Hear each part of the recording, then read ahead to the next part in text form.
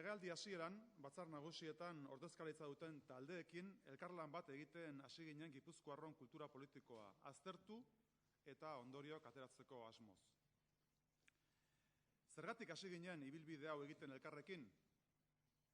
Ezberdintasunak ezberdintasun, herritarrek politikarekiko duten irudi eta jarrerak kezkatu egiten gaituelako. Iazko urtean, Gipuzkoarron kultura politikoa izan genuen aztergai. Aurten berriz, gazteen kultura politikoan zentratu dugu gure lana. Duela aste batzuk, Aztikerrek egindako ikerketaren berri eman genuen publikoki. Ikerketa honetan, Gipuzkoar gazteak politikatik urruti sentitzen direla esaten zuten, eta oso kritikoak azaltzen ziren politikariekin, alegia gure klase politikoarekin. Gazteak kritiko eta herritarrak bere osotasunen ere kritiko. Zer gertatzen ari da? Zergatik da gai hau garrantzitsua?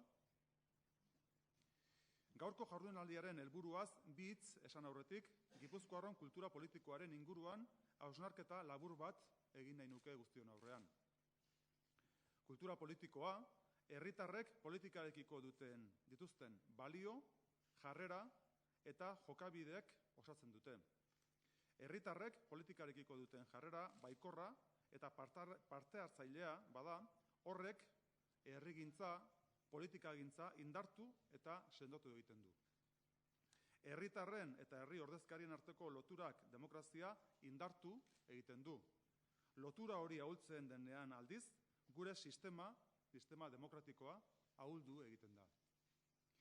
Debate hau pilpilean dago Europa osoan zehar.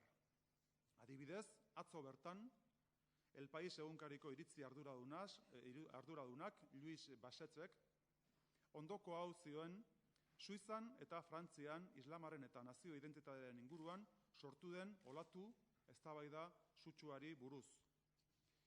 El hueco en el que Sarkozy viene poniendo los huevos de su peculiar populismo es la fosa cada vez más profunda que se ha abierto en los últimos 20 años entre las élites políticas europeas y los ciudadanos. La Confederación Helvética, sin estar en la Unión Europea como Italia, rivaliza con su vecina en cuanto a los avances corrosivos de la antipolítica. Bi urte hauetan, burutu ditugun ikerketa ezberdinetan, herritarrek politikarekiko duten atxikimendu falta nabarmena ikusten da. Honako lau ezaugarri hauek aipatuko nituzke.